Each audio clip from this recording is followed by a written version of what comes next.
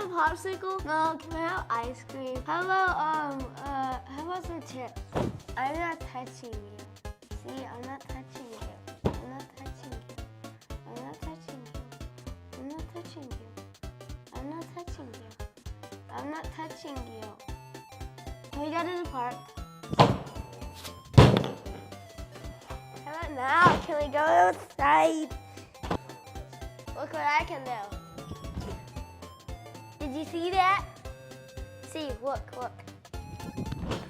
Yeah, how about that? Did you see that?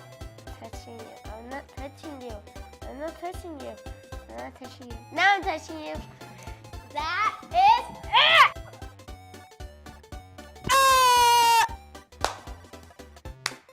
And that's how you make silence.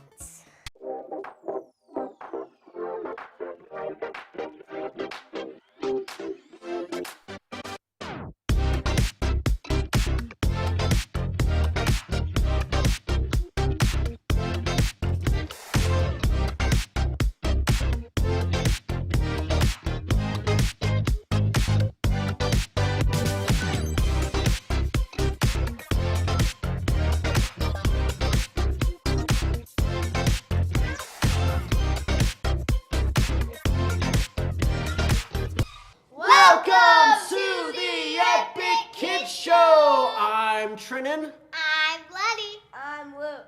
And we are your hosts for today's episode, episode 96. Yay. So we're barreling towards 100. So we have an exciting episode for you guys planned today. We are going to be making our very own homemade stress balls. Before we get to that, let's talk about our Bible story today, coming at us from the book of Matthew, chapter 7, specifically verse 12. Luke, will you pull that up for us, bud? And so this verse that Luke is about to read is sometimes known as the Golden Rule. Okay? Have you ever heard that before? Have you ever heard the Golden Rule? No? Oh. Here we go. All right, Luke, chapter 7, verse 12. Do for the other people the same things you want. Them to do you for you. This is the meaning of the law, Moses, and the teaching of the prophets. Awesome. So basically it's saying, do unto others as you would have done back to you. And see, this is a really great rule to follow, especially since Jesus said it, right? Mm-hmm. But is it always that easy? No. Like, it's hard to think about, right? Because if somebody does something bad to us, what do we want to do? Payback. We want to retaliate, right? Like, I'm sure y'all have never had that with your brothers or sisters or anything. Oh, definitely not. Definitely not. Definitely No, not. no. Never. Nope, not one bit. No, Not never. Even one time. Not even one time. Okay, but for real, Luke, have you ever wanted to do payback on one of your siblings? Of For something course. they did? Which one? All. All of them. What about you, Letty? Yes. Yeah, even though you only have the one. Yes, he makes me sometimes want to pull my hair out. Sometimes he's the one doing the pulling, I'm sure. Not that much. Not that much. thankfully. Oh, thankfully. That's good, at least. That's good. And see, sometimes people can push like all of our buttons, especially our family, right? Especially the family. Yep. Sometimes we Especially can get... the siblings. Oh, yeah, definitely. I have a lot of siblings, too, and sometimes they know how to press all of my buttons, but we can get really annoyed with them, and sometimes we want to annoy them right back, right? Because when they do something to us, our first thought is, how am I going to get them back? Not all the time. Not all the time. Sometimes it's get mad. And see, sometimes... It's an absolutely yes. Sometimes it's an absolute yes, and sometimes it's like I'll remember that stored away. And then sometimes we actually do the right thing, which should be what? Forgive them. Forgiving them, right? Right. But when we get annoyed or upset, that leads to our most basic human instinct, which we said was payback, right? And we want to annoy them right back or say something mean in response to something they said. But that's not always the right way to go about things, right? Nope. No. So, how do you guys deal with somebody who treats you meanly? Letty, you go first. How do you deal with somebody who's mean to you? Sometimes mean back. Sometimes you're mean back. It's it's our basic human instinct, right? They push our buttons, we want to push right back. What about you, Luke? If it's Colt, I'll punch him. If it's Mason and Blake, I'll push him. What about if it's Cambry? Push. Push. But is she the one that you have the best relationship with? Nope. No? Who is the one that you have best relationship with? Colt. Colt? The one you punch? All right. So, what is the best way to deal with somebody who is treating you meanly? Probably to forgive them and not be mean back. Yeah? What do you think, Luke? Walk away, maybe. Walk away? Yeah. See, that's a great thing, too, for sure. So, what's the best way to deal with somebody who's treating you meanly?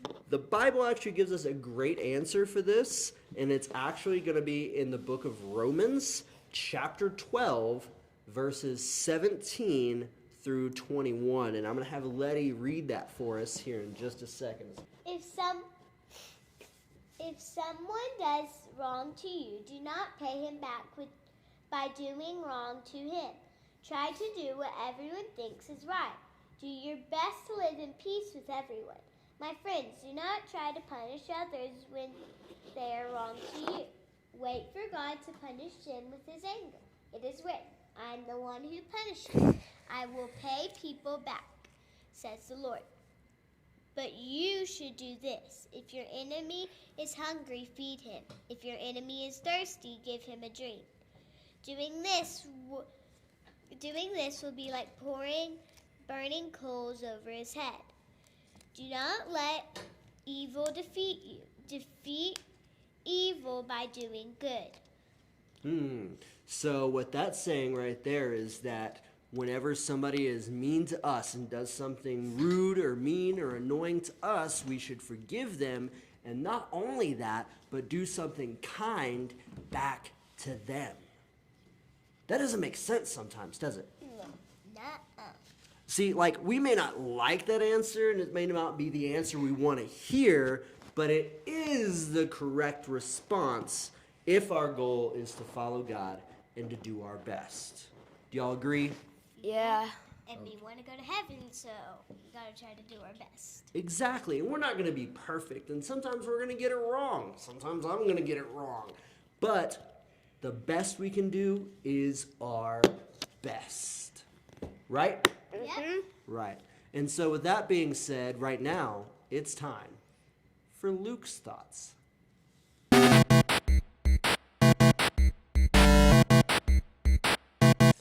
Sometimes my brothers and my sister get on my nerves. They can be annoying and mean and rude. But if I'm honest, sometimes I don't treat them like I should either.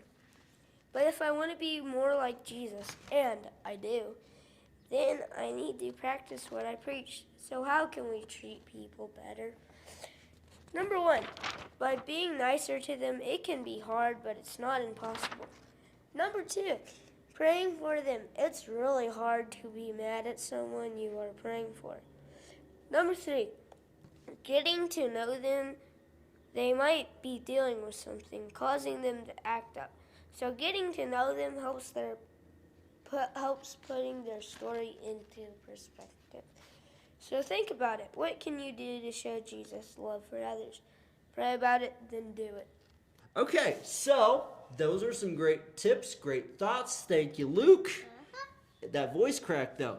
And now it is time for what we've all been waiting for. We're going to get to making those super cool stress balls.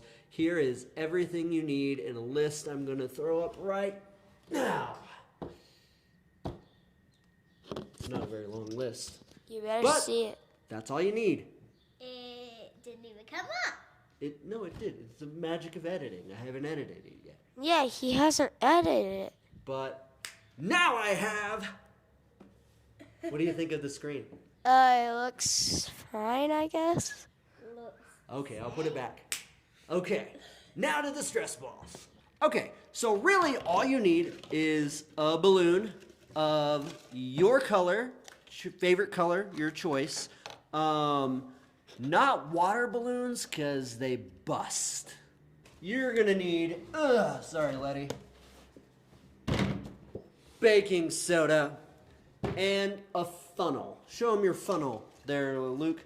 Or what you can do, thank you Letty, is you can take the top of a water bottle, cut it, that way you have a good little funnel. You'll have to remove the cap for it, but then it'll make a good funnel. So if you don't have an actual funnel, you can make one.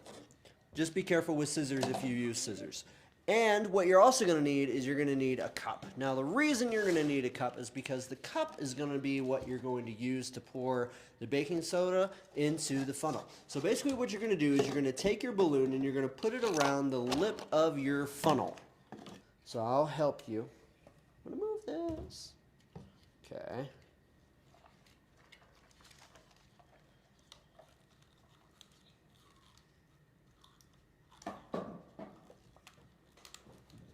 Okay. Now, on some attempts that I did for this, the balloon actually breaks whenever you do that. So you're going to want to stretch it out just like Letty did and kind of make sure it's like stretchy, okay? So now what we're going to do is I'm going to put all this baking soda in there. Make a hat like this. No. Okay. All right. Huh. Can I have your cup there over there, Lukester? Ah! You're going to want to hold on to the balloon the whole time while you're putting the baking soda in there. Also with this kind too, because you don't want it to really come off and spill. Okay? So you're going to hold around there, okay? And just pour into your funnel. And you might have to...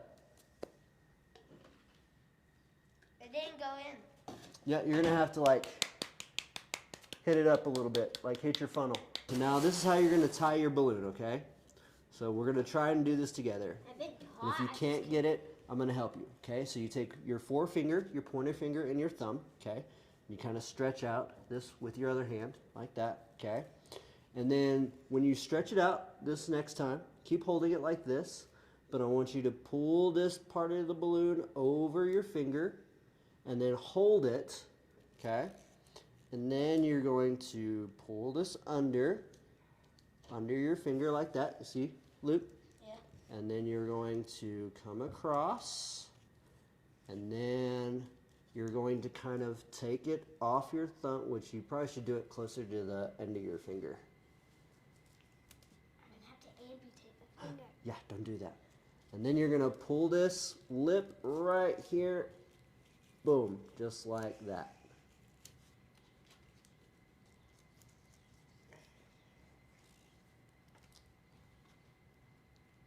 Hey, you got it. Good job.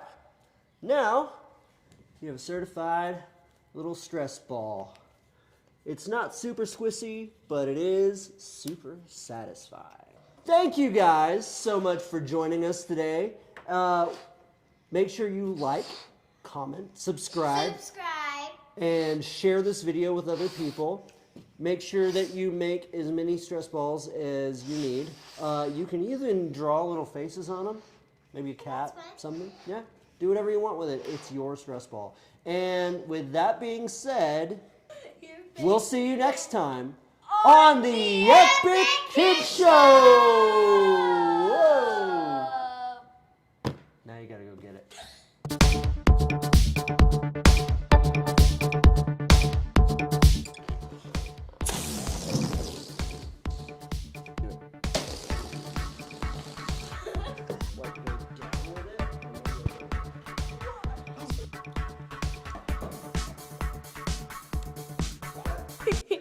Yeah. Oh my gosh, that was one of the most annoying things I've ever done.